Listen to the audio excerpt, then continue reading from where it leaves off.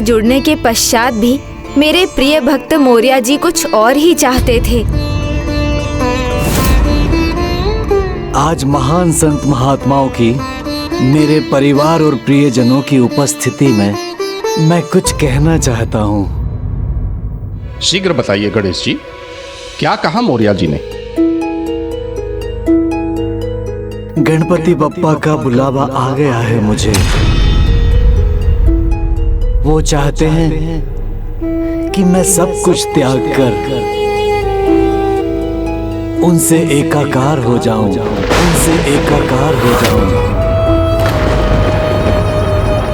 इसीलिए मैंने निर्णय लिया है संजीवन समाधि का, संजीवन समाधि का, संजीवन समाधि का।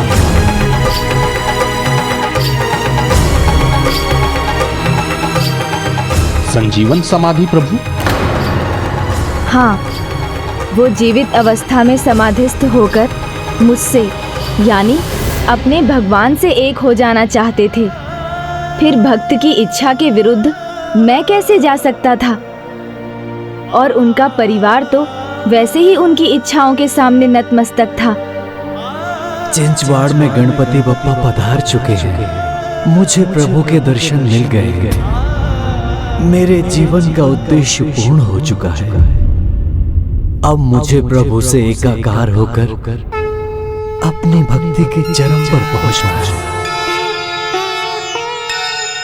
किंतु ये तन उसमें बाधा है। अब तो बस एक ही उपाय है मेरी भक्ति को पूर्ण करने का। भक्त तेरे सुनो गणपति बप्पा द्वारा मेरी आत्मा को स्वीकार करने का। प्रभु तेरी महिमा गाए बप्पा। और इस प्रकार अपने जीवन का अंतिम ध्येय उन्होंने पा लिया। जब पावन नदी करहा के निकट सजीवन समाधि लेकर भक्त मौर्य मुझ में समाहित हो गए। गणपति बप्पा! विघ्नेशाय नमः, विश्ववरदाय नमः, विश्वचक्षुषे नमः, जगत्प्रभवे नमः, हिरण्यरूपाय नमः, सर्वात्मने नमः, ज्ञानरूपाय नमः, जगन्मयाय नमः, ऊर्ध्वरेत्से नमः, महाबाहवे नमः, अमेयाय नमः, अमित विक्रमाय नमः।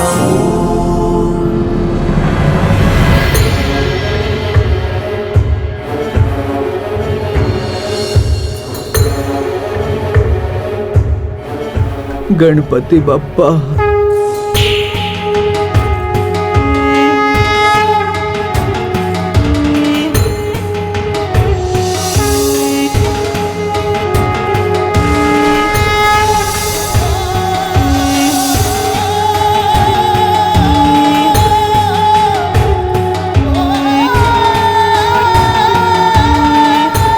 गणपति बप्पा।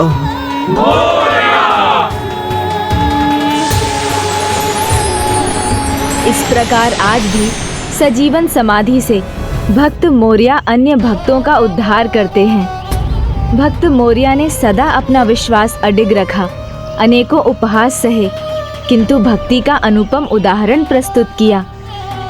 ये प्रमाणित कर दिया कि जिनको अपने आराध्य में अडिग विश्वास होता है, उन भक्तों की भक्ति अवश्य सफल होती है और स्वयं भगवान उनके पास आने को विवश हो जाते हैं। और पुष्पदंत जी, अपने हाथ देखिए।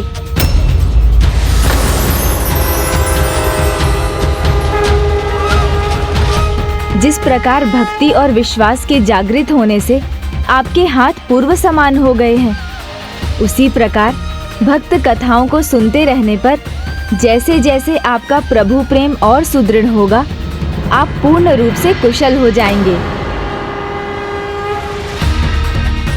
स्वामी, अब तो आप मानते हैं ना कि ये परिस्थिति आपके लिए बदल सकती है? अब तो आप अपने वचन के अनुसार भक्तों की कथा सुनने यहाँ रुकेंगे ना?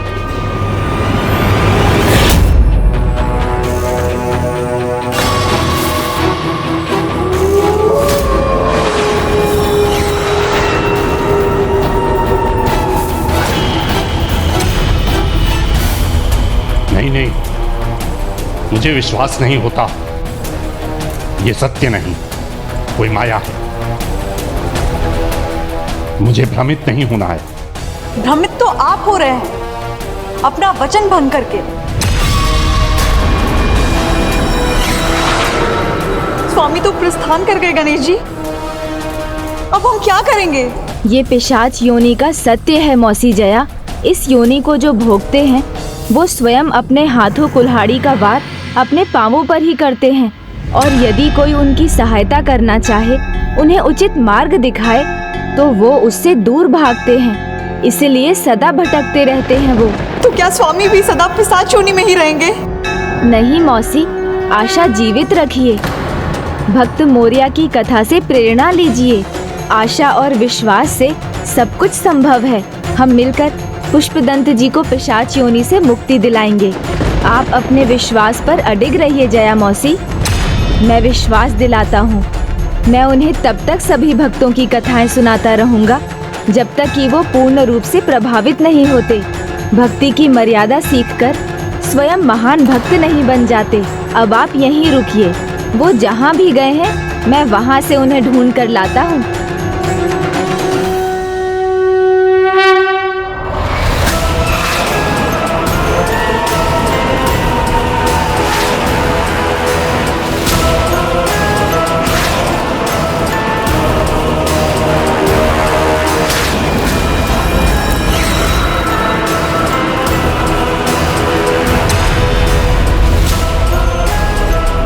कहाँ गए होंगे पुष्पदंत जी?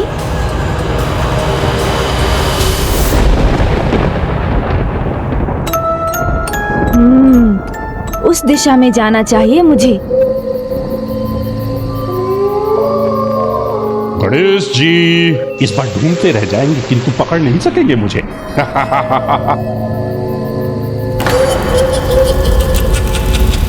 चिन्ह बहुत छोड़ दिए हैं पुष्पदंत जी ने मेरे भटकने के लिए, किंतु मेरा भी संकल्प है, ढूंढ कर तो मैं निकाल ही लूंगा। पिशाच स्वभाव तो ये है कि जो स्थान एक बार भा जाए उससे शीघ्र मुक्ति नहीं पाते हैं पिशाच।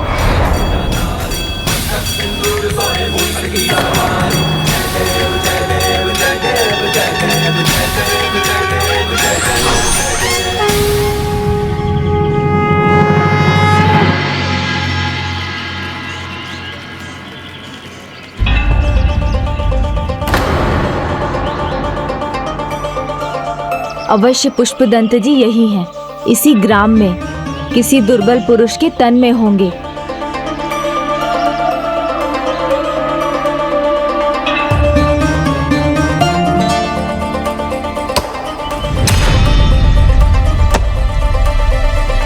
ये लकड़हारा तो आवश्यकता से अधिक श्रम कर रहा है, कहीं इसके तन में तो नहीं है।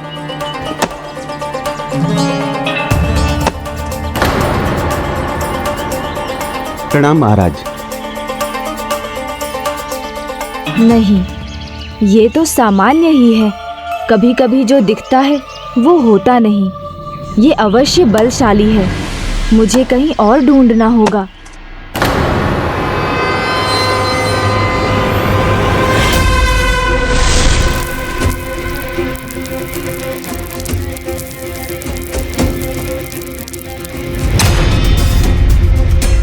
अरे ये अन्न गिर गया।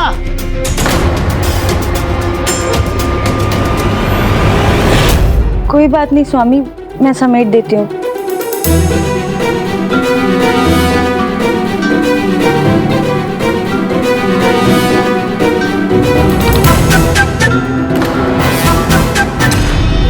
लो, ये देख लो कैसा सत्यानाश हो रहा है यहाँ। अपना कार्य ध्यान से किया करो बहू।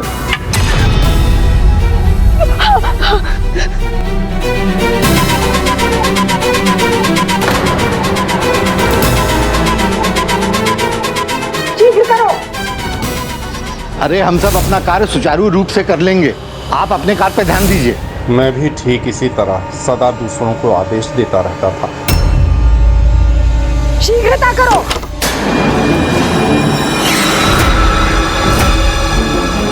यह क्या हुआ?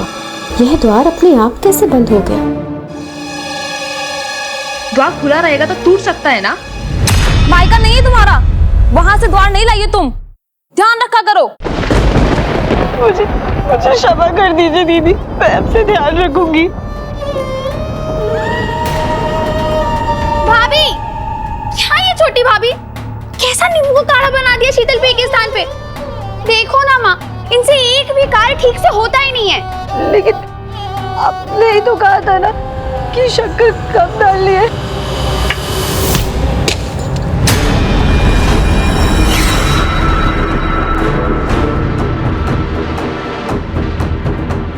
देखो ना माँ, ये खानी और कर दी इन्होंने, चूर चूर हो गया ये। हाँ भाभी, ये मुझे मेरे ससुराल लेकर जाना था। जब तक दो चार इसे पढ़े नहीं, ये कोई कार्य ठीक से नहीं कर पाती है। हम जानते हैं इसका उपचार क्या है।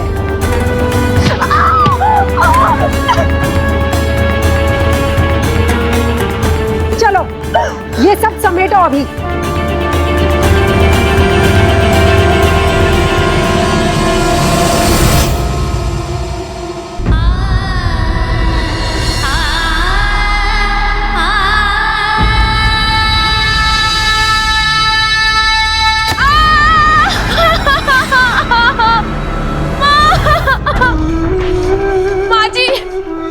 देखिए, इसने छोड़ दिया था ताकि हमारे पाँव में गड़े। नहीं नहीं दीदी, मैंने जानबूझ के नहीं किया है। इतना छोटा सा कार्य भी नहीं कर सकती हो तुम।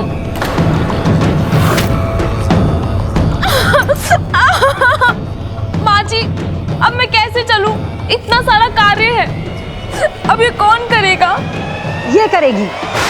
चलो उठो, ये सफाई करो, वस्त्र धो, पात्र धो और शीघ्रता से बाकी के कार्य संपन्न करो।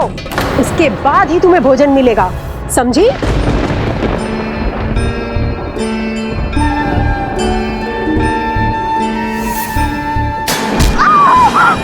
कोई उत्तर क्यों नहीं देती?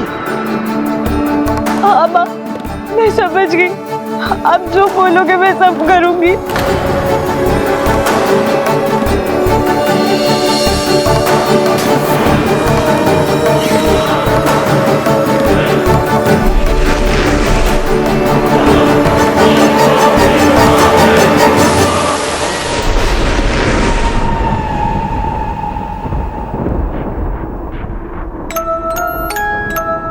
पीछे मुड़कर क्या देख रही हो? चलो, घर के सारे कार्य संपन्न करो।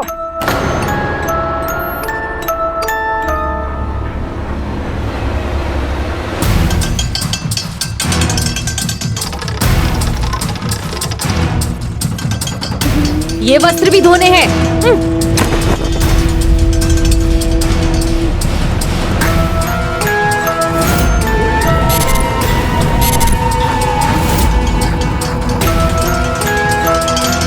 तुमसे कह रही हूँ, इधर देखो, अच्छे से धुलना उस वस्त्र को।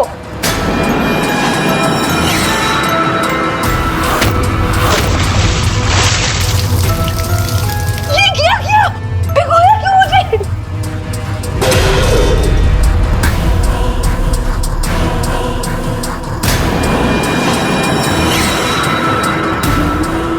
लगता है तुमको पाठ सिखाना ही पड़ेगा।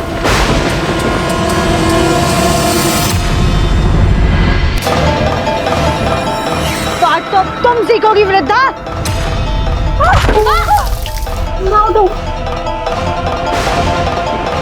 मेरी माँ के साथ ऐसी उटंडता।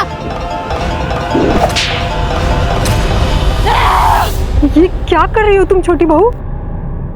तुम्हें ये शोभा नहीं देता।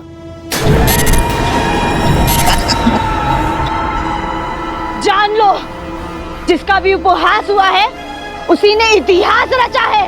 किसी कार्य में थोड़ी सी भूल चूक हो जाए तो मेरा परिहास करोगे, मुझे प्रताड़ित करते रहोगे। माँ!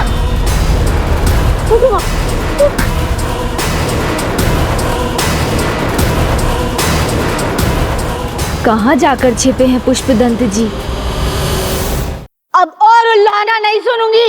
दुष्टा, अब तुम्हारी दुष्टता का दंड मिलेगा।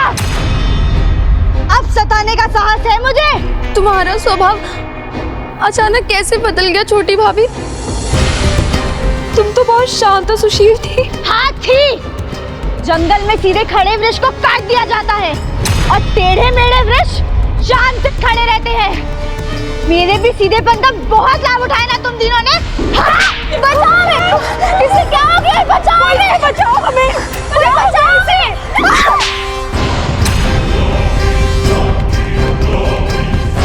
सासू माँ है ये तुम्हारी, इनके साथ दुर्व्यवहार करोगी तो नर्क में जाओगी।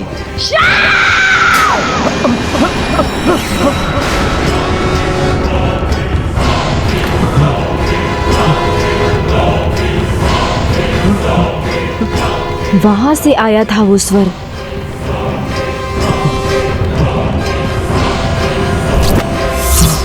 बहुत उपहास कर रहे थे मेरा ना, अब और नहीं।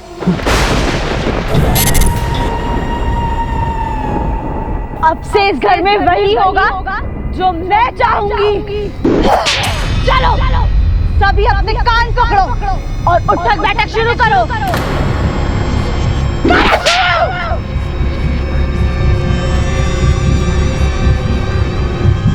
मेरे माता पिता का ऐसा अपमान! ये दोनों तुम्हारी ननद और जेठानी है और तुम मौन हो जाओ। अत्याचारी है ये सब। और जब मेरे साथ अत्याचार हो रहा था तब तुम्हारी जीवा कहाँ थी? चलो तुम भी इनका साथ दो।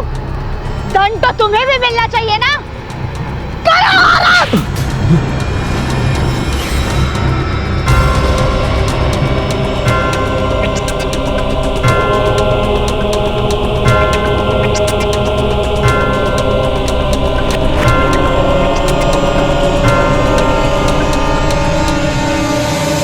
जैसी करनी वैसी भरनी। कन्या बहू हो या बेटी, अत्याचार तो अनुचित है ना। बस बहुत हो गया बहू, अब छोड़ दो। देखो लोग भी देख रहे हैं, कितना अपमान हो रहा है।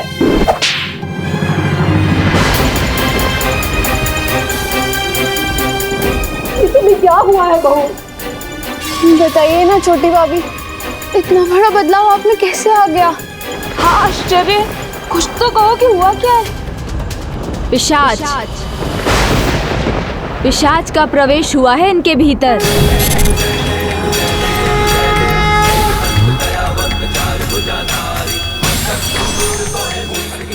गणेश जी यहाँ भी पहुँच गए, मुझे पहचान भी लिया, तो मुझे निकलना चाहिए यहाँ से।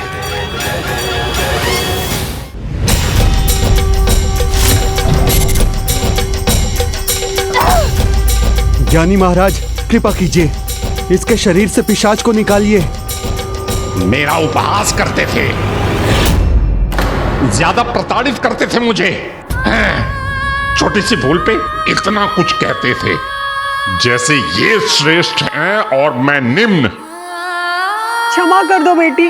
भाभी, हमसे भूल हो गई है, अब आगे से ऐसा कभी नहीं होगा। सदैव सम्मान होगा तुम्हारा। इन सभी ने इस बालिका के साथ जो दुर्व्यवहार किया उसका दंड दे रहा हूं इन्हें। दुर्बल को सबल बना रहा हूं ताकि आने वाले किसी भी परिस्थिति में ये उचित उत्तर दे पाए इन सभी को। पुष्पदंत जी, आप ऐसा क्यों कर रहे हैं उसका कारण ज्ञात है मुझे, किंतु जो आपको प्रताड़ित करने का प्रयास करे उसे ऐसा करने देना ही आपकी भूल है। स्वयं में विश्वास रखना अनिवार्य है, फिर ऐसा कभी नहीं होगा। ना भूल होगी, ना दूसरों के कहने पर आप कोई दोषपूर्ण आचरण करेंगे।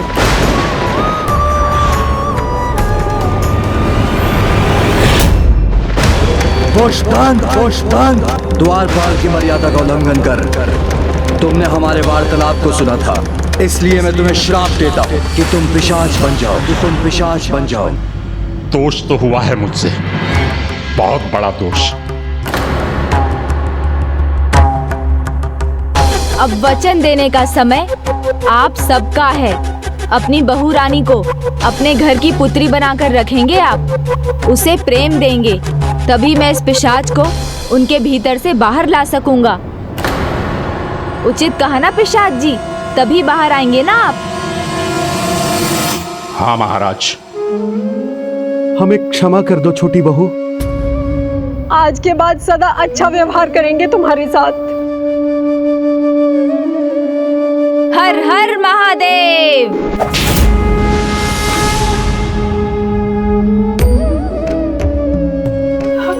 था माँ। हमें क्षमा कर दो बहू रानी, बहू भी तो बेटी ही होती है। अब यहाँ ना तुम्हें कोई प्रताड़ित करेगा और ना तुम्हारे साथ कोई दुर्व्यवहार करेगा।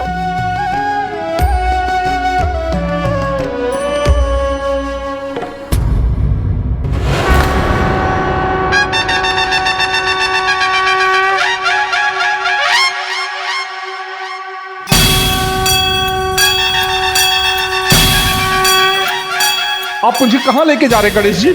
मेरे मुख से भक्त कथाएं सुनने। नहीं आना आपके साथ, नहीं सुननी आपकी भक्त कथाएं। कोई लाभ नहीं होता गणेश जी, कोई लाभ नहीं होता।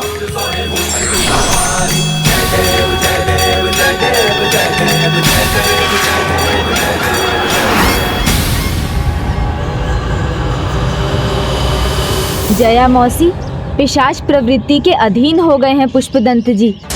सरलता से मानने वाले नहीं, आप सिंदूर से इस रेखा को बंद कर दीजिए। अरे क्यों रुकूं गणेश जी, जब कोई लाभ ही नहीं हो रहा मुझे। कुछ कहाँ बदला? देखिए देखिए, सब कुछ वैसा ही है जैसे पहले था। कथाओं के प्रभाव को स्थायी रूप से रहने के लिए उनमें पूर्ण विश्वास, भक्ति की महिमा और अपने भीतर प्रभु भक्त को पहचानना होगा। किंतु आपने तो ऐसा नहीं किया, वचन भंग कर यहाँ से चले गए। और अगली कहानी तभी सुनूंगा जब इस कहानी को सुनकर मेरे प्रश्न का उत्तर मिलेगा। ये शर्त पुष्पदंत जी की नहीं, उनकी पिशाच प्रवृत्ति की है, जिसे माने बिना मैं उन्हें कथा सुना नहीं सकता। और मान लेने पर पिशाच प्रवृत्ति कुछ ना कुछ अनुचित ही करेगी। उचित है, मुझे आपकी शर्त स्वीकार है। अच्छा तो सुनाइए गणेश जी, कौन था वो जिसके हाथ भंग होकर के वापस लौट आए थे? ये कथा है कनिपक्कम क्षेत्र की, जहाँ 2 भ्राता वास करते थे, ऋषि लिखित और ऋषि शंख। दोनों ही राजगुरु के पद पर थे। लिखित छोटे भ्राता थे और वो राजा के विश्वास पात्र सलाहकार थे।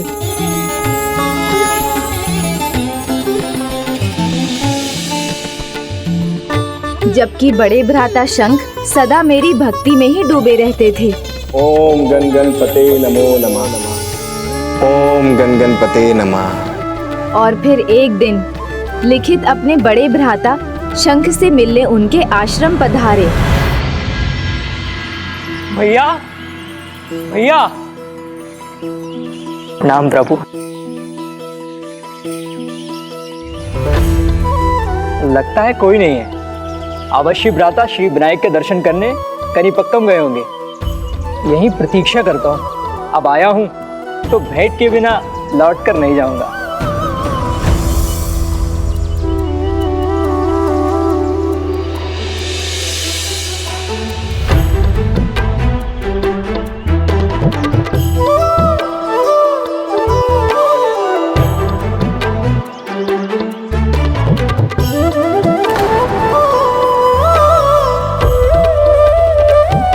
भैया को आने में समय लगेगा, क्यों ना समय का सदुपयोग कर लिया जाए।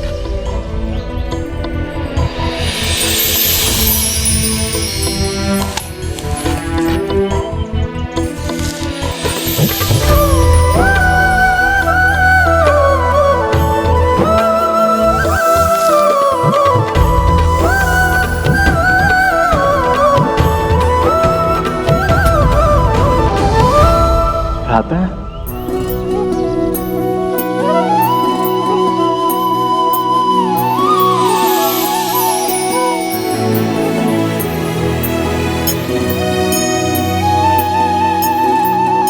स्वागत है अनुज। अधिक प्रतीक्षा तो नहीं करनी पड़ी ना तुम्हें? और कोई विशेष कारण है आने का? भैया प्रतीक्षा करने में आनंद ही आया। और आपके वृक्ष के आम बहुत ही स्वादिष्ट थे। आप यहाँ नहीं थे तो आपसे बिना पूछे ही ले लिए।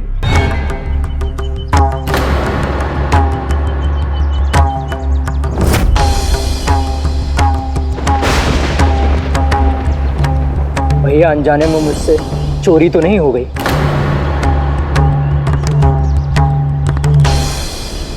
आप भ्राता बनकर नहीं, गुरु बनकर बताइए ना, ये जो कुछ भी मैंने किया धर्म के अनुसार था अथवा चोरी थी।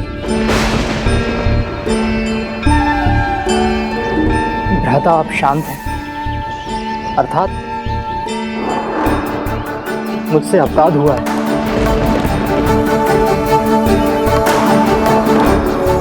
हाँ भ्राता, दुर्भाग्यवश ये चोरी ही हुई है तुमसे। तब तो मैं दंड का अधिकारी हुआ भ्राता।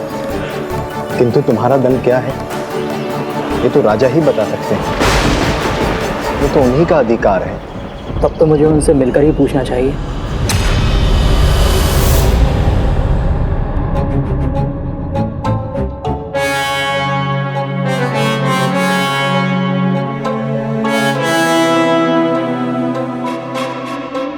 प्रणाम राजगुरु।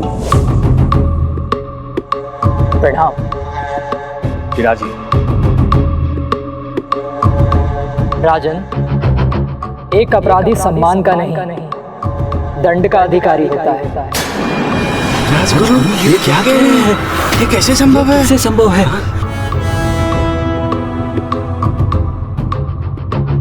एक राजगुरु को अपराधी मानने का अपराध मैं कैसे कर सकता हूँ?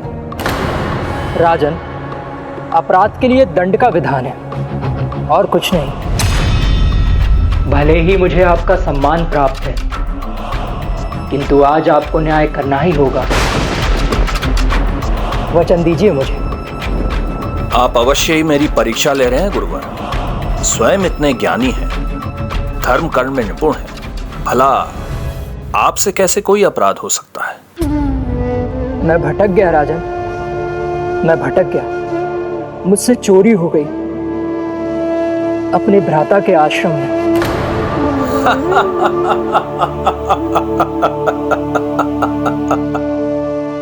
अपने भ्राता के आश्रम से कुछ ले लेना चोरी नहीं कहलाती। नहीं राजन, नियम सभी के लिए समान होने चाहिए। किसी से बिना अनुमति लिए उसका कुछ ले लेना चोरी ही तो है, चाहे वो आपका संबंधी ही क्यों ना हो। और ये अपराध मुझसे हुआ है राजन। आपका राजधर्म है, मुझे दंड दें।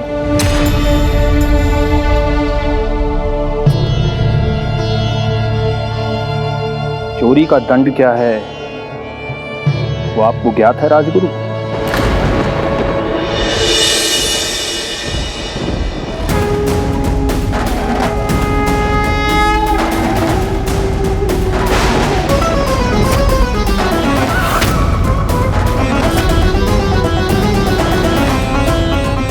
उचित है, मैं अपना दंड स्वीकार करता हूँ।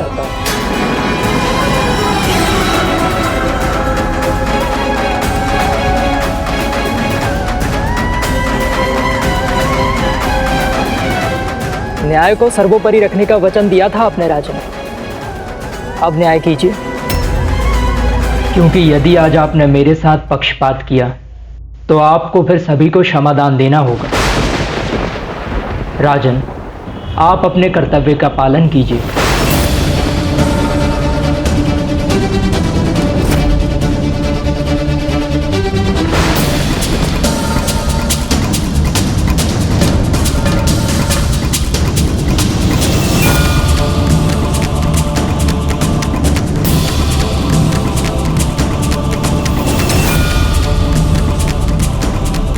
उचित।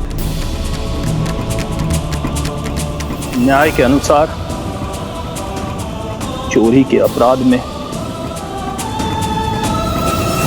राजगुरु के हाथ काट दिया जाए। राजगुरु के हाथ काट दिया जाए।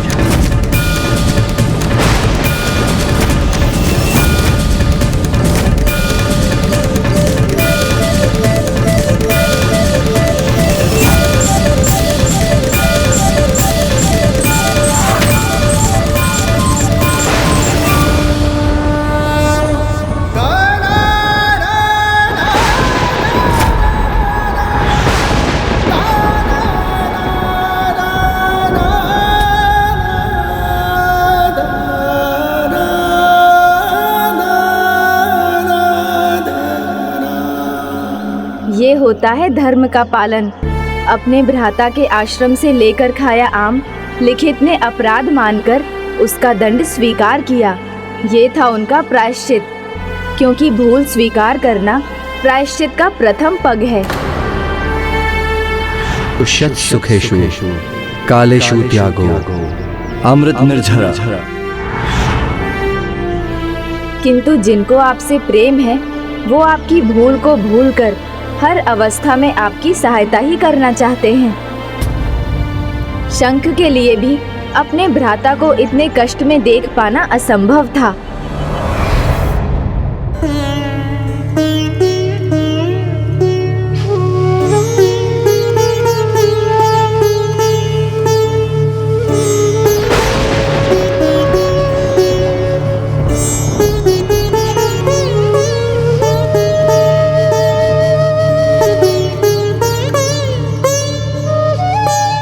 भ्राता, तुमने अपना धर्म निभाया, अब मुझे अपना धर्म निभाने दो।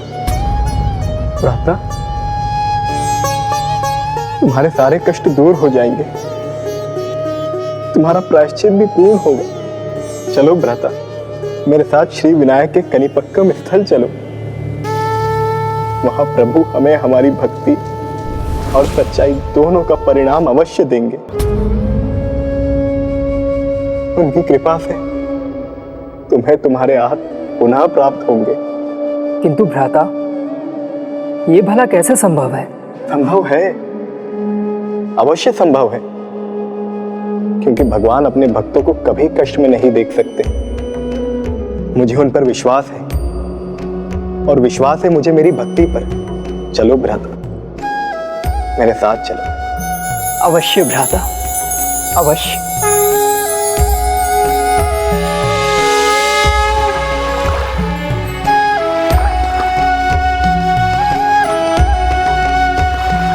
भ्राता लिखित, मेरे समान विश्वास का मोती अपने हृदय में रखो तो उसकी सुंदरता अवश्य फैलेगी।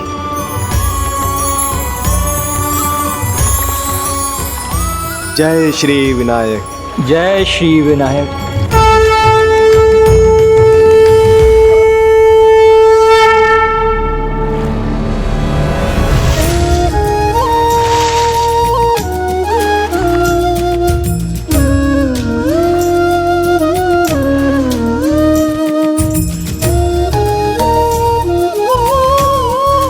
जय श्री विनायक। जय श्री विनायक।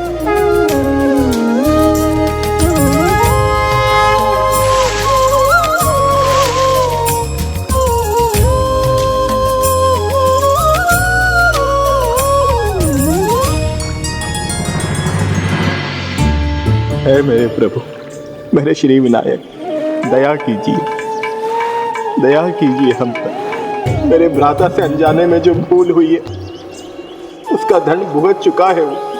यदि उसका पश्चाताप सत्य है, यदि वो धर्म पर अड़िग है और मेरी भक्ति में खोट नहीं है, तो आप उस पर कृपा अवश्य करेंगे। हे प्रभु श्री विनायक, दया कीजिए दया निधान, कृपा कीजिए कृपा निधान।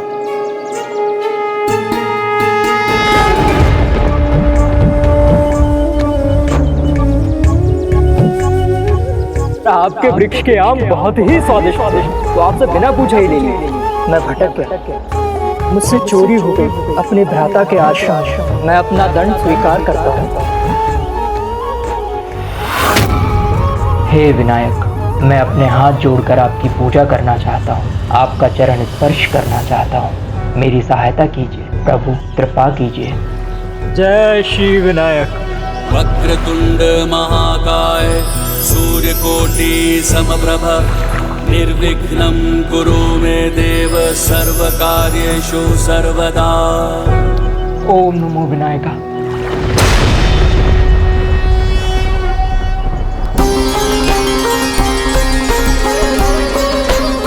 ओम नमो विनायका।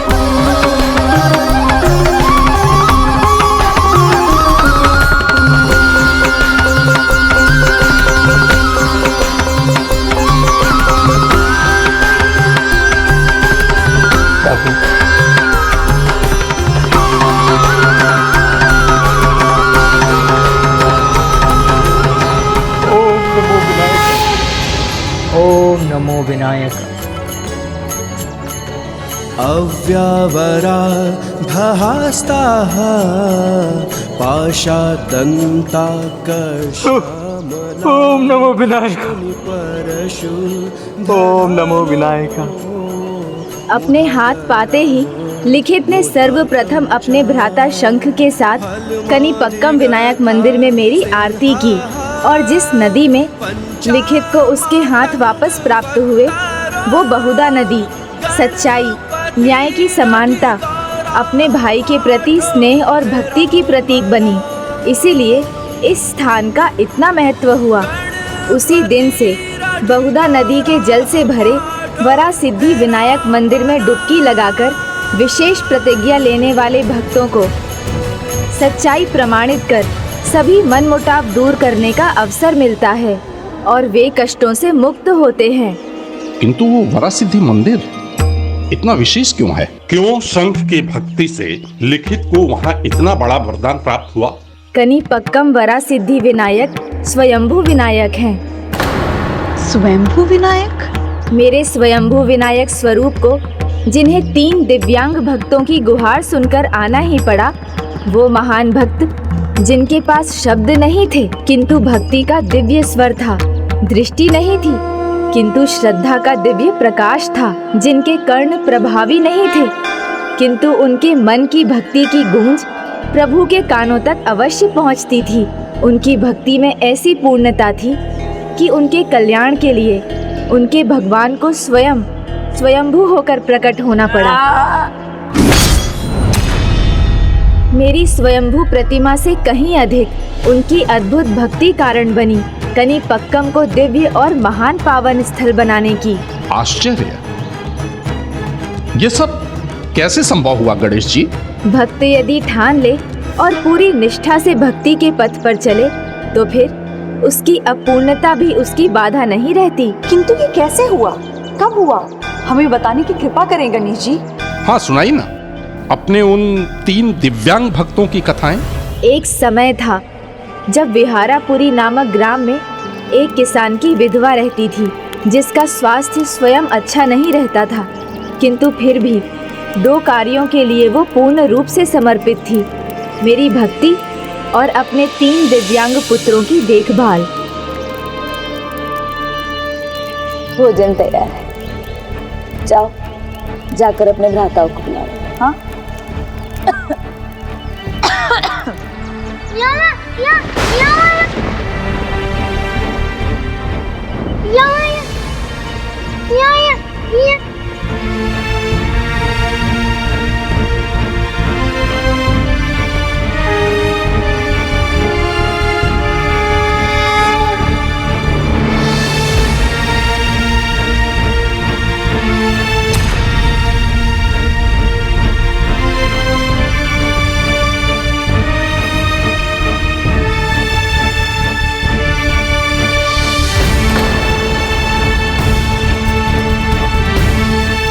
आया भ्राता।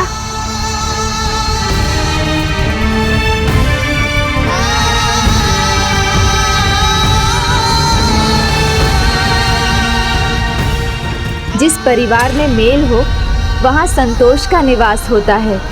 वहाँ थोड़े में भी सब खुश रहते हैं, किंतु उनके इन छोटे सुखों पर भी किसी की कुदृष्टि थी।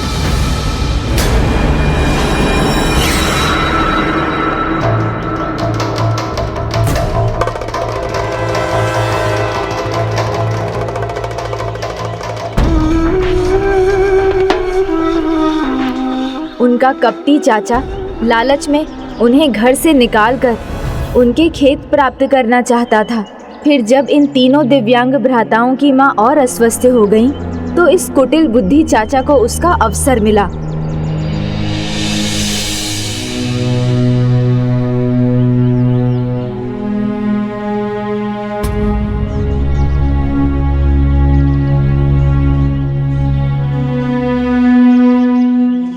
वह जी, आप कुछ कहते क्यों नहीं? माँ स्वस्थ तो हो जाएगी ना? हाँ हाँ, क्यों नहीं, स्वस्थ होंगी, अवश्य होंगी।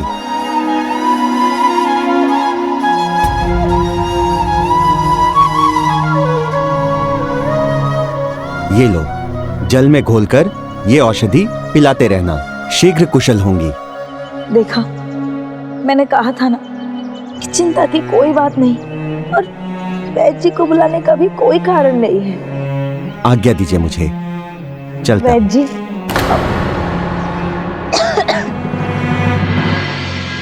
वैद्य जी क्षमा कीजिएगा, मेरे बालक आपको बुला तो लाए, लेकिन आपको शुल्क में देने के लिए मेरे पास धन नहीं है। शुल्क? कैसा शुल्क? आपके पति मेरे मित्र थे, तो क्या मैं इतना नहीं कर सकता? चलता।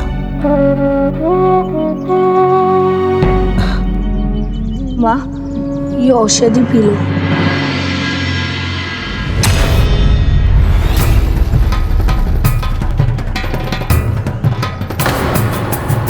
भाभी के यहाँ वैद्य जी? वैद्य जी यहाँ क्या करने आए थे? नमस्ते वैद्य जी। जी नमस्ते।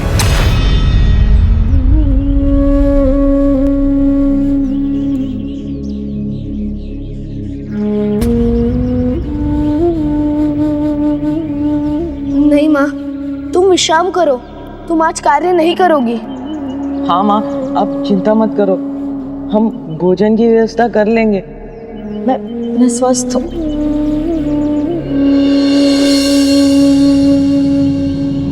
क्या बात है वैद्य जी, कोई गंभीर समस्या है? हाँ, यदि इनका ध्यान ना रखा गया तो इनका जीवन संकट में पड़ सकता है। भाभी की अवस्था अत्यधिक गंभीर है, कभी भी कुछ भी हो सकता है।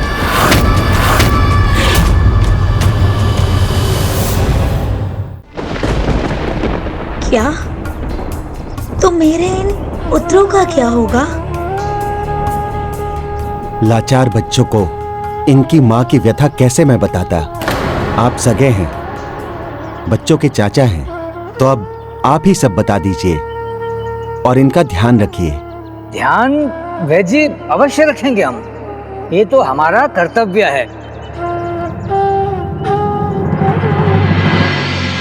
ध्यान तो अवश्य रखूंगा वैद्य जी, इनकी भूमि का और इनके घर का।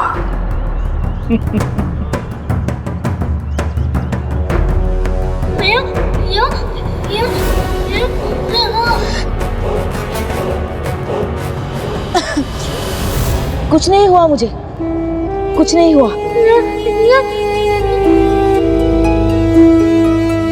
हाँ, देखो, चिंता का कोई कारण नहीं है, कुछ नहीं हुआ है मुझे, और प्रभु विनायक है ना, सब कुशल कर देंगे, उनमें विश्वास रखो। कुछ नहीं हुआ मुझे, कुछ भी नहीं हुआ।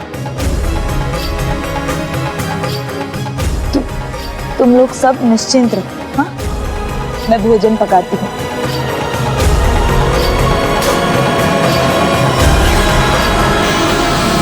प्रणाम भाभी, प्रणाम।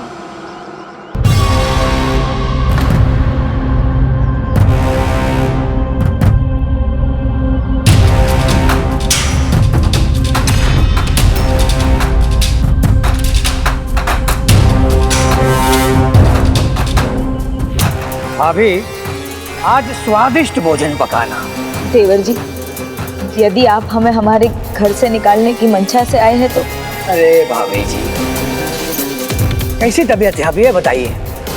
वैसे दिखने में तो आप स्वस्थ लग रही हो। ये तो वैद्य जी है कि व्यर्थ में मुझे भयभीत करके चले गए। वैद्य जी से कह दीजिए मैं कुशल हूँ और मुझे कुछ नहीं हुआ।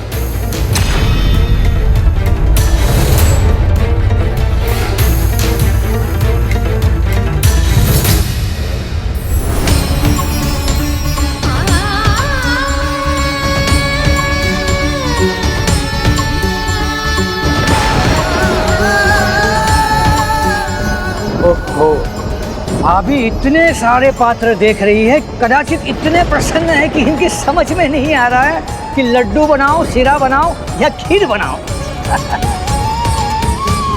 क्या हुआ भाभी जी, सारे पात्र खा लिए? बड़े दुख की बात है ये तो। लगता है आज भी देवर को भाभी के घर से भूखे ही जाना पड़ेगा और ये बालकों को भी भूखे पेट ही सोना पड़ेगा।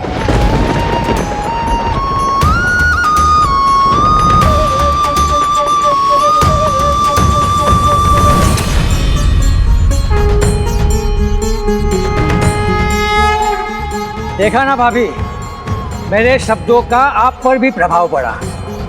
कुछ तो ढूंढ ही लिया आपने, लेकिन मैं भी तो देखूं कि क्या है इसमें। दिखाइए भाभी, मुझे देखने तो दीजिए क्या है। बूंदी है कि मेवा है? अरे ये तो मुट्ठी भर चने का आटा है। ये तो ऐसी बात हो गई कि खोदा पहाड़ और निकली चूहिया।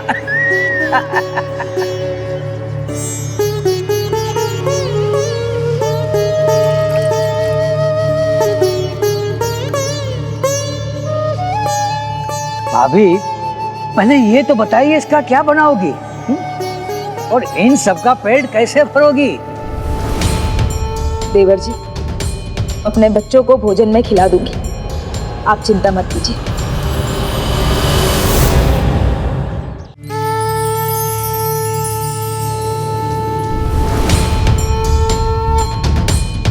भूखे नहीं सोएंगे मेरे बच्चे, ये उनके लिए बहुत है। लो पुत्र।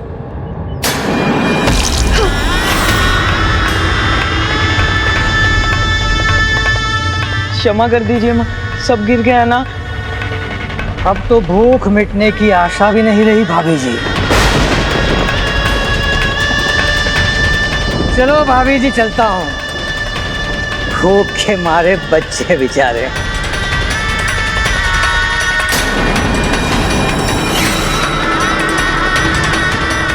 क्यों बालकों, अपने चाचा के प्रति आदर छोड़ दिया? प्रणाम ही नहीं करते? अब मैं जा रहा हूं, अब तो प्रणाम करो। प्रणाम चाचा। प्रणाम चाचा जी। मन तो करता है आशीर्वाद दे दूं, पर समझ में नहीं आता कि क्या कहूं। जीते रहो कहूं या कह दूं कि मर जाओ? देवर जी। ये क्या भाभी माँ, मेरे तो हाथ पैर कांपने लगे। क्या है ना कि आपकी फटकार सुने हुए बहुत समय हो गया है, मैं तो बिल्कुल डर गया हूँ। लेकिन मैं क्यों डरूं?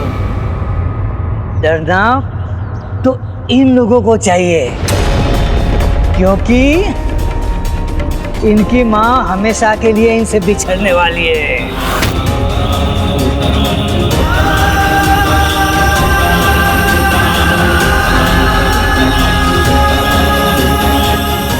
सुना तुमने बालकों, मैंने क्या कहा? तुम्हारी माँ की शीघ्र मृत्यु होने वाली है।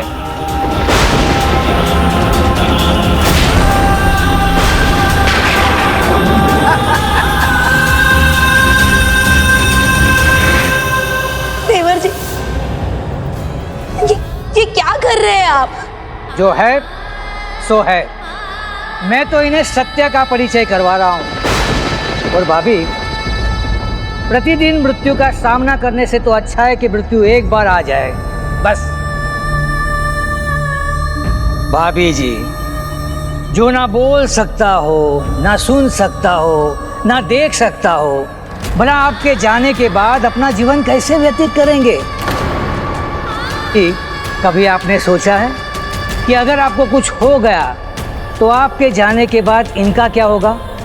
सोचा है कभी? मेरा तो यही मानना है कि तड़प के मर जाने से अच्छा है एक ही बार मृत्यु को स्वीकार कर लो। यदि आप अपनी मृत्यु के बाद इन्हें तड़पते हुए नहीं देखना चाहती हैं, तो फिर इस समस्या का हल है हमारे पास।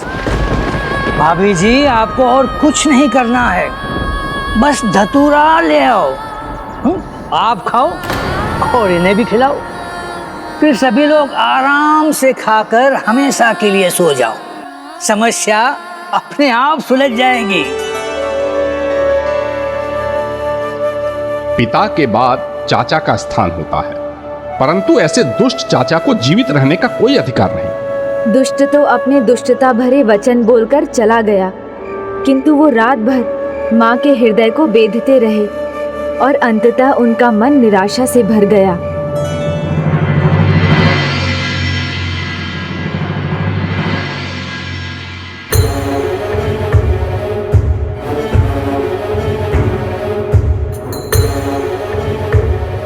तड़प के मर जाने से अच्छा है एक ही बार मृत्यु को स्वीकार कर लो।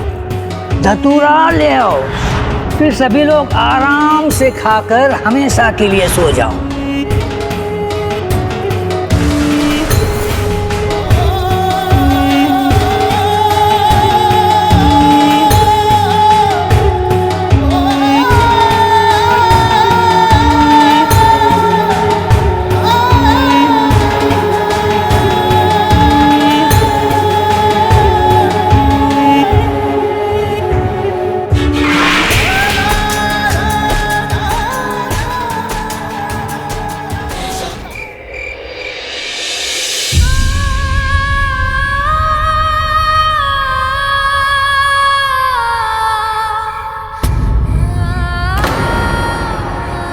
धतूरे का पौधा।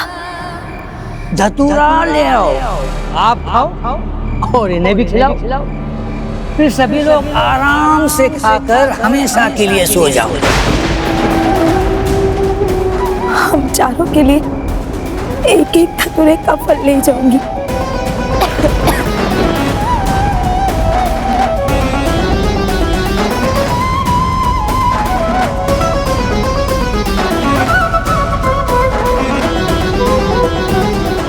क्या कर, अब यही एक मार्ग दिख रहा है। यदि प्रभु विनायक चाहते तो वो मुझे रोक लेते, किंतु उनकी भी अब यही इच्छा है। वक्रतुंड महाकाय सूर्यकोटि समप्रभ निर्विघ्नं कुरु मे देव सर्वकार्येषु सर्वदा।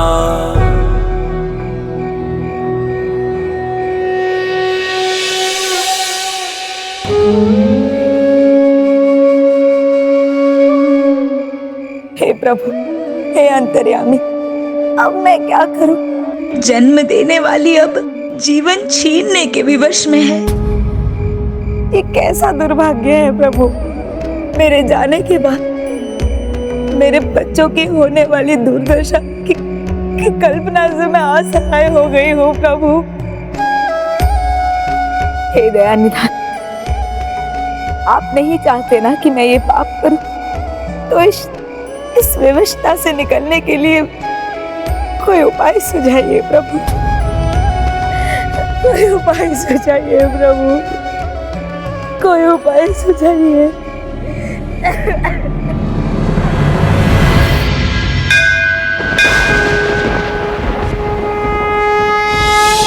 विघ्नेशाय नमः, विश्ववरदाय नमः, विश्वचक्षुषे जय श्री गणेश, जय श्री विनायक। हिरण्यरूपाय नमः, सर्वात्मने नमः, ज्ञानरूपाय जय श्री गणेश, जय श्री विनायक नमः, ऊर्ध्वरेत्से नमः। भ्राता बस 4 पद और। नमः विगज्वलाय नमः, विश्वमूर्तये नमः, अमेयात्मने नमः। बैठो यहाँ पे। जय श्री गणेश, जय श्री विनायक, जय श्री गणेश, जय श्री विनायक।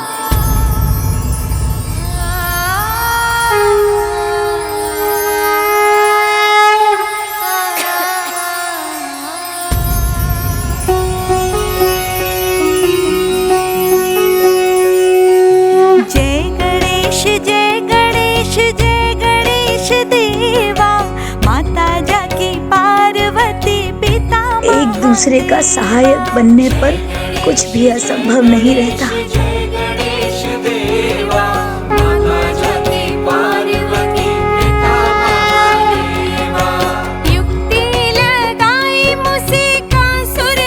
ये लीजिए देवी, प्रभु का प्रसाद है। सुख गम भई कावेरी जैसी हो रेवा। कल्याणकारी तू प्रथम पूज दे। चलो चलो भ्राता।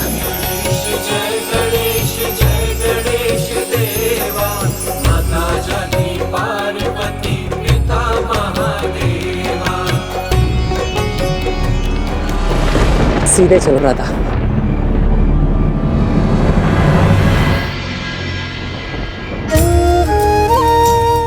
हे मंगल मूर्ति, तुम्हारे होते हुए किसी का मंगल नहीं हो सकता। आपके संकेत मात्र ने मुझे मेरी दुविधा से बाहर निकाल दिया। हे प्रभु, अब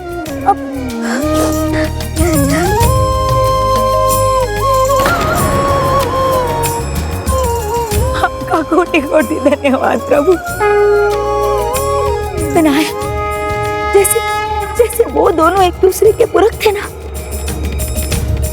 मैं भी अपने बच्चों को एक दूसरे के पूरक बनना सिखाऊंगी।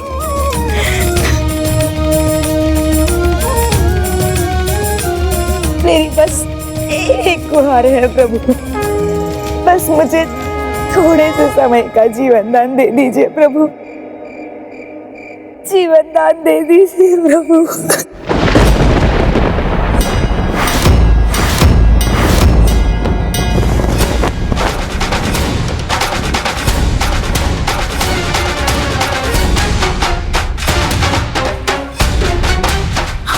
आपकी इस कृपा के लिए धन्यवाद प्रभु, आपकी इस कृपा के लिए धन्यवाद।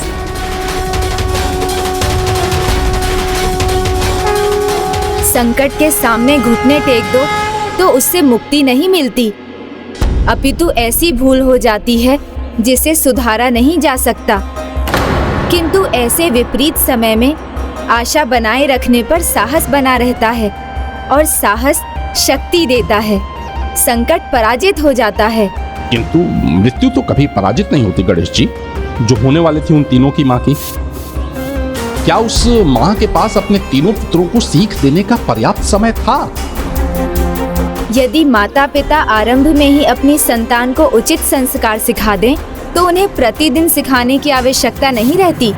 ऐसी संतान अपना मार्ग स्वयं ढूंढ लेती है।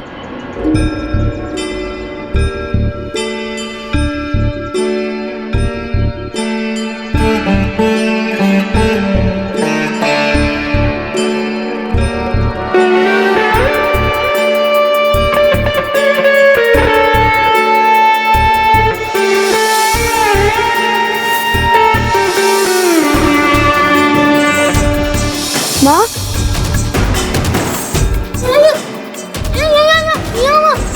माँ बाहर भी नहीं है, इससे तो कभी नहीं जाती माँ। चाचा ने उन्हें दुखी कर दिया था, आहत हो गई थी वो।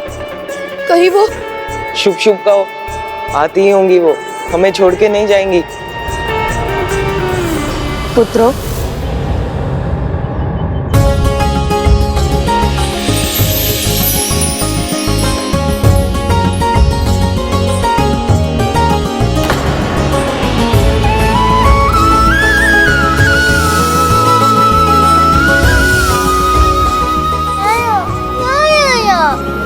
सत्य कहा, तुम्हारे साथ ना होकर भी मैं सदा तुम्हारे साथ ही रहूंगी।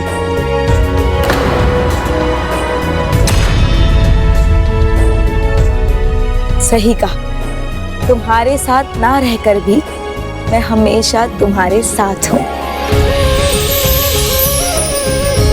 समय कितना भी अंधकारमय क्यों ना लगे, आशा के दीप प्रकाश भर ही देते हैं। और आज मैं तुम लोगों के लिए भोजन और आशा के साथ लौटी हूँ।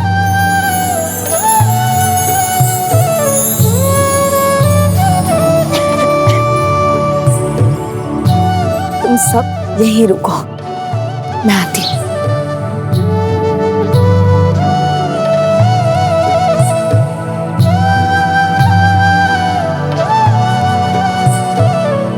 देखो मैं तुम्हारे लिए क्या लाई, लड्डू।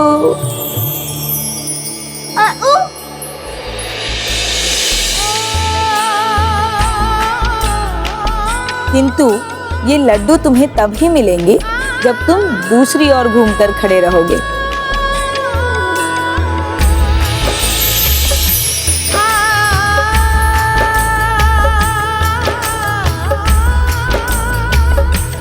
आओ पुत्र, लड्डू ले सकते हो। अरे ऐसे नहीं,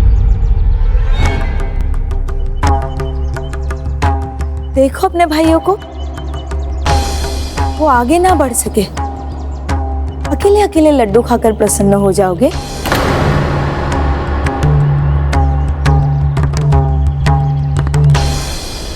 अपने चाचा जी के समान मैं अपने पुत्रों को स्वार्थी नहीं देख सकती। मैं चाहती हूं कि तुम तीनों मिलकर रहो और एक दूसरे की सहायता करो।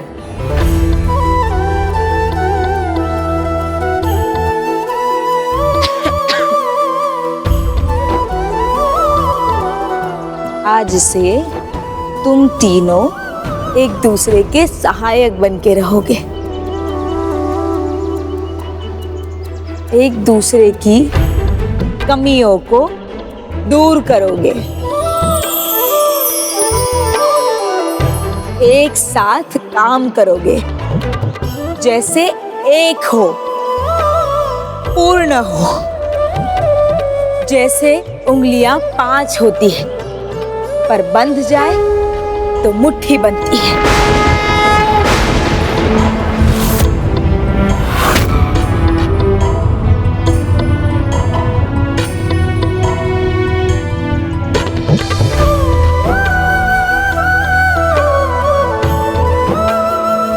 ये देख नहीं सकता।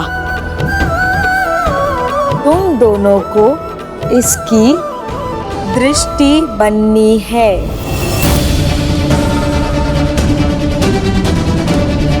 ये सुन नहीं सकता। तुम दोनों को इसके कान बनकर इसकी सहायता करनी है।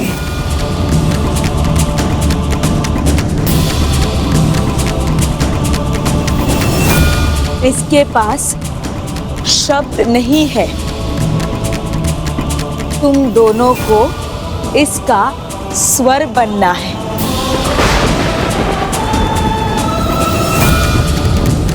तो मेरे पुत्रों, अब एक बनो और जाओ, जाकर लड्डू प्राप्त करो।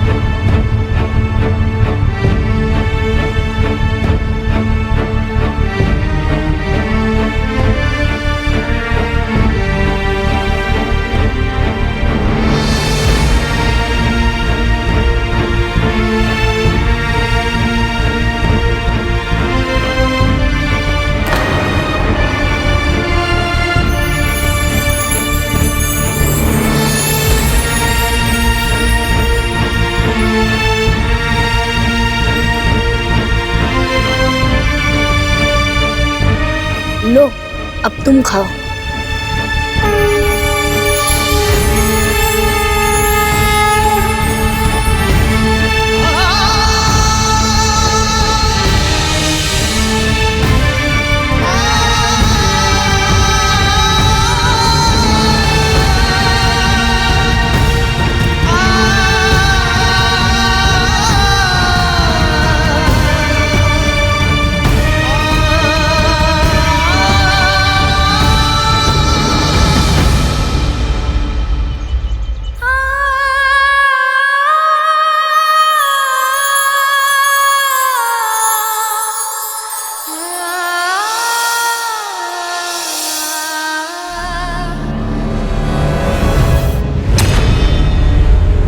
हो, बड़ा एका हो गए इन सभी में। कोई बात नहीं, होने दो, अधिक समय कहाँ रह सकेगा।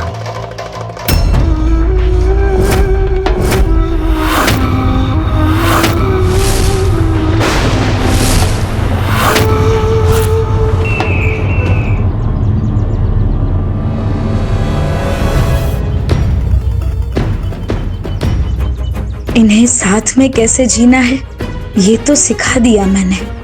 अब इनके मन में आशा जगाकर इन्हें वो शक्ति देनी होगी जिससे ये जीवन में किसी भी स्थिति से संघर्ष करने में समर्थ बन सके।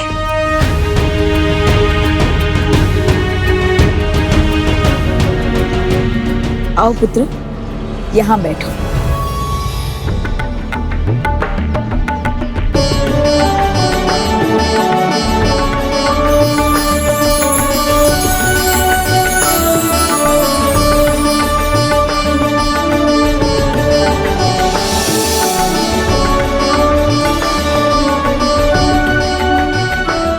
बच्चों, अब ऐसे ही जीवन भर एक दूसरे की सहायता करना।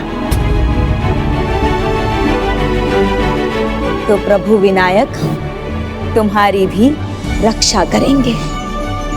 जैसे उन्होंने आज मेरा मार्गदर्शन किया,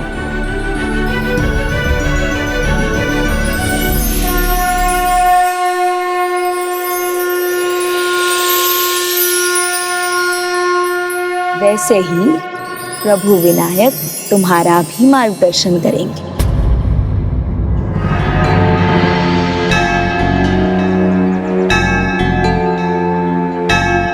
उन्हीं की कृपा से मैं निराशा से आगे बढ़कर आशा और शक्ति के साथ तुम्हारे पास लौटी हूँ। और उनकी कृपा से लड्डू भी तो मिले आपको। हाँ पुत्रों, लड्डू भी। तो भविष्य में कोई भी कठिनाई आए, कोई भी तुम्हारे साथ कपट करे, सदा प्रथम पूज्य गणेश जी पर विश्वास रखना। वो विश्वास ही तुम्हारी शक्ति बनेगा।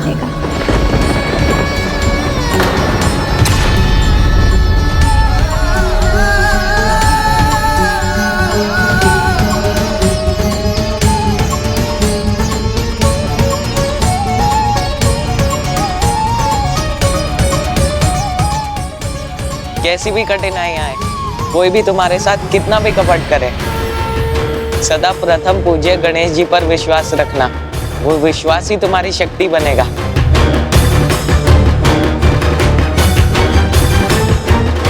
माँ, प्रभु विनायक महान है, दया निधान है, उनसे कुछ नहीं छिपा, ना सुख ना दुख।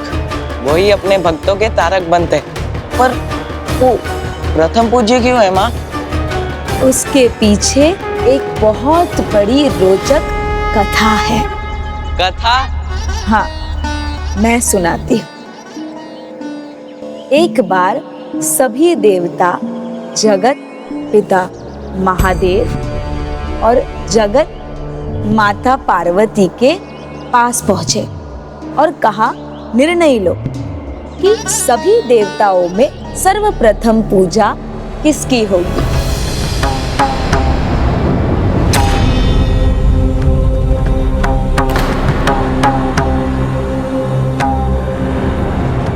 सभी देवताओं में प्रथम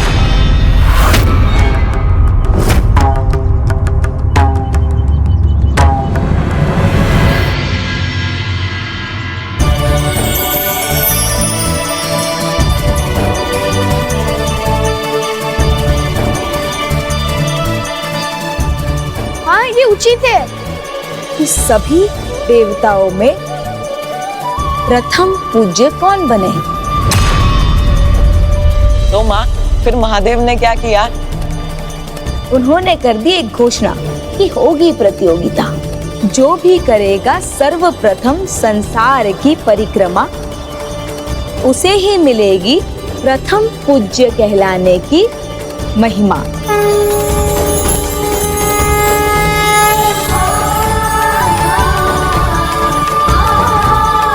उन भ्राताओं को वो कथा इतनी भा गई कि वो तीनों प्रतिदिन वही कथा सुनना चाहते थे और वो कथा सुनाकर उनकी माँ उन्हें आशा और प्रेरणा देती थी। भिन्न भिन्न और अत्यंत शक्तिशाली अद्भुत गति के स्वामी थे सबके वाहन, किंतु गणेश जी के पास थे मूषक। नहीं थे वो शक्तिशाली जैसे थे इंद्रदेव के वाहन महान गज ऐरावत।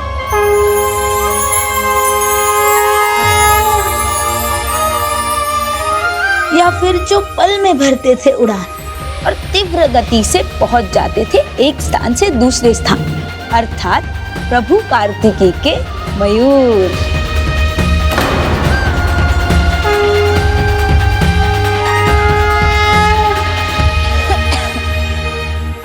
किंतु प्रभु विनायक ने नहीं मानी हार। उनके पास थी एक बड़ी शक्ति, उनकी बुद्धि। हमारे विनायक ने माना माता और पिता को अपना संसार और उनकी की परिक्रमा। लक्ष्य लाभ पितुः पितः पूजां यागं च रक्ष मे। ओम सिद्धि बुद्धि सहिताय श्री महागणाधिपतये नमः। आवाहयामि स्थापयामि।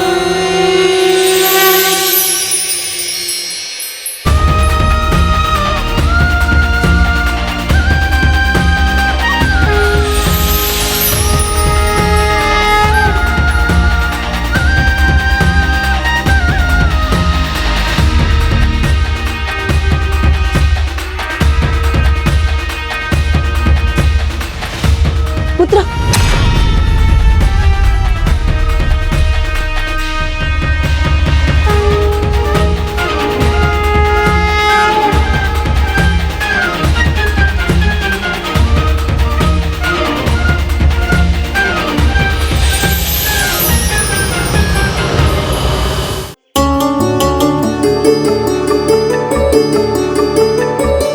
इस प्रकार सर्वप्रथम कार्य को किया पूर्ण और बन गए वो प्रथम पूज्य। यदि अपने लक्ष्य के प्रति एकाग्र हो तो अपनी कमियों पर भी विजय प्राप्त कर सकते हो। बस अपनी शक्तियों को पहचान कर उसका उपयोग करना है, क्योंकि कभी कभी चुनौतियां नहीं होती उतनी भारी जितना हम मान लेते हैं उसे। विश्वास रहे तो विजय प्राप्त होती है सदा। प्रथम पूज गणेश जी की आए। प्रथम पूज गणेश जी की आए। प्रथम पूज गणेश जी की जय। प्रथम पूज गणेश जी की जय। ना कठोर तप, ना ही कठिन व्रत। विश्वास हो, निष्ठा हो तो इनकी आवश्यकता नहीं। सरलता से भी भक्ति की जा सकती है। भक्ति तो अपने आराध्य की कथा कहने और सुनने में भी है। और वो परिवार इसी प्रकार अपने प्रभु की भक्ति में लीन रहा। किंतु एक दिन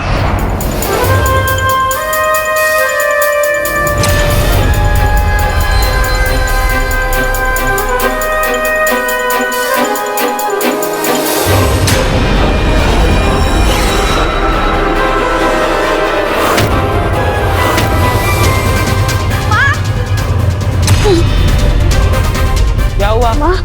माँ क्या हुआ? क्या हुआ माँ? बैठो माँ। माँ क्या हुआ? माँ क्या हुआ? क्या हुआ माँ? मैं ठीक हूँ, कुछ नहीं हुआ मुझे। बहुत कार्य बाकी है, मैं जाती हूँ। नहीं माँ, आप कोई कार्य नहीं करेंगी। अब विश्राम कीजिए। किंतु मैं नहीं। शेष कार्य हम कर लेंगे माँ, मिलकर। माँ कर लेंगे। माँ, अब विश्राम कीजिए माँ।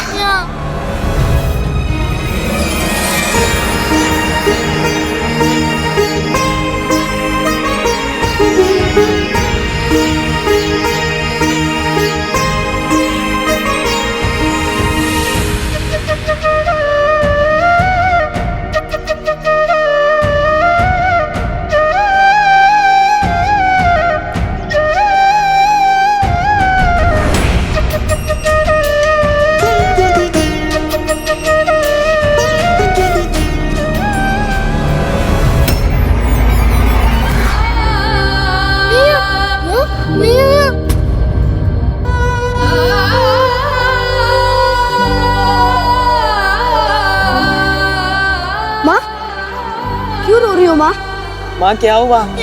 माँ क्या हुआ? माँ क्या हुआ? मैं नहीं रो रही, मैं ठीक हूँ। माँ आप हमारी चिंता छोड़ दीजिए।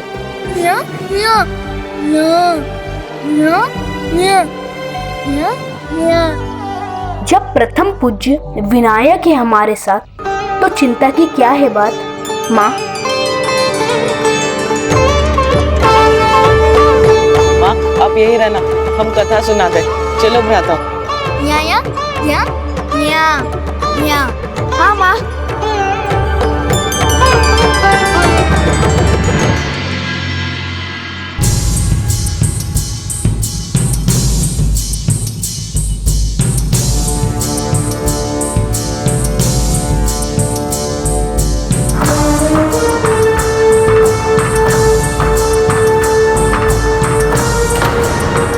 आओ सुने सुनाए कथा प्रथम पूज्य प्रभु गणेश की।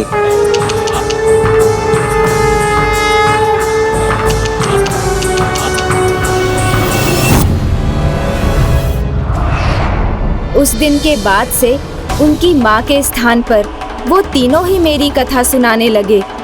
उन्हें ये तब ज्ञात नहीं था कि ऐसा कर वो अपने भविष्य का निर्माण कर रहे थे।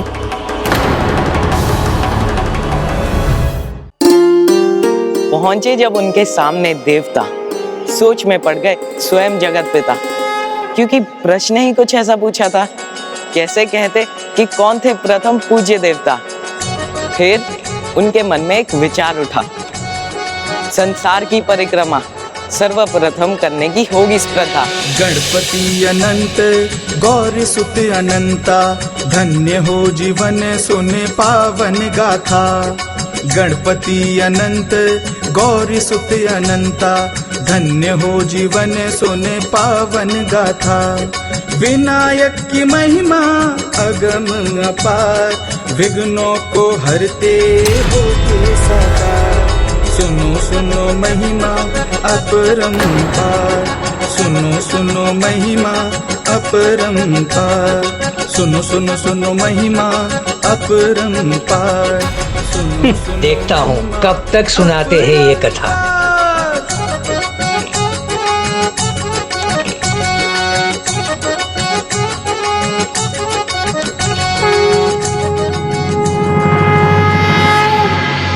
प्रथम पूज्य गणेश जी की जय। विनायक जी की जय। प्रथम पूज्य गणेश जी की जय। विनायक जी की जय। ये फल ले लो, ये अन्न लो।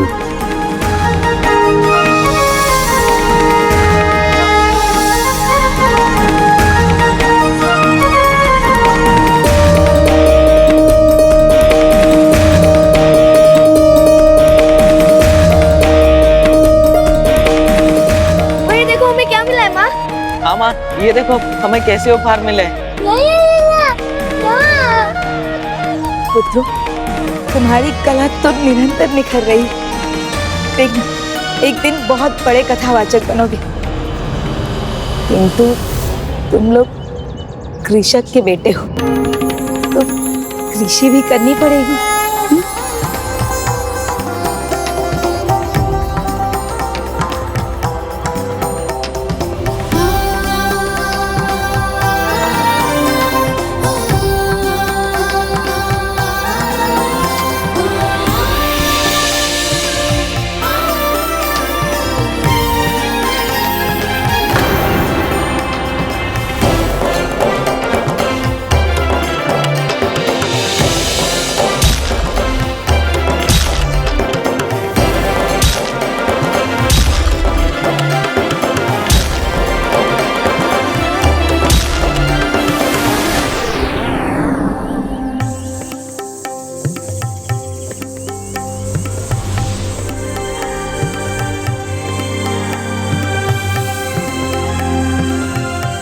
अब मैं चिंता मुक्त हो गई पुत्रो।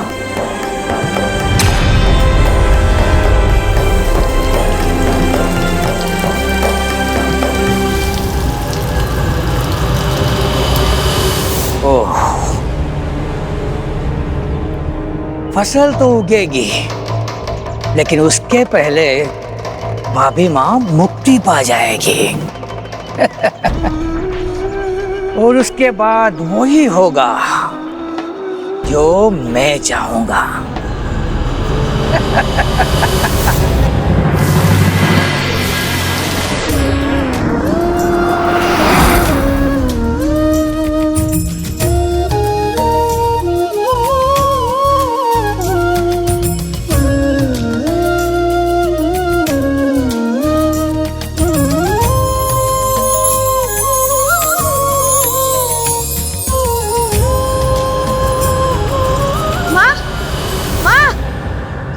देखो ना, वहाँ नए नए पौधे उग गए। माँ, माँ उठो ना, माँ, माँ उठो ना।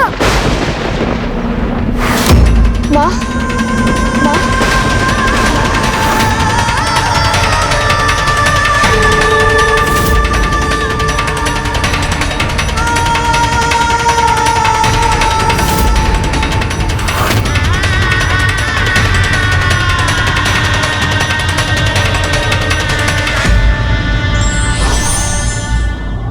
व्यक्ति यदि अकेला हो तो अपनी छाया से भी डर जाता है, किंतु साथ मिलकर चले तो संसार जीत सकता है।